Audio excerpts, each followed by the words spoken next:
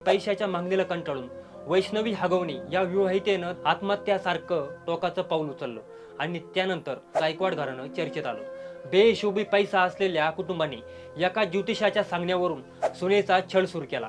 नानासाहेब गायकवाड यांचा मुलगा गणेश गायकवाड याला आमदार आणि मंत्री व्हायचं होतं, पण राजकीय गुरु असलेल्या रघुनाथ यमूरनं सांगितलं की तुमची सून अवदस आहे, ती पांढऱ्या पायाची आहे, तिची जन्मवेळ चुकीची आहे, त्यामुळं ग्रहमान दूषित झाली आहे। जर तुझी ही बायको म्हणून कायम राहिली तर तू आमदार कधीच होणार नाही, त्यामुळे तिला लवकरात लवकर सोडचिठ्ठी दे, मी तुला लिंबू देतो, ते उतरल्यावरती तुझ्या मागची पिढा कायमची निघून जाईल, असं त्यानं गणेश गायकवाडला सांगितलं। आणि त्यानंतर मुक्ता साळुंके सोबत अघोरी प्रकार सुरू झाला।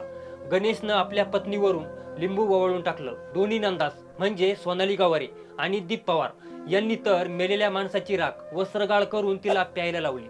मुक्तावरती अघोरी प्रथांचा वापर करून छळ सुरू झाला, तिला मारहाण झाली, अनेकदा शिवीगाळ झाली, अगदी क्रूरतेची सीमा गाठली।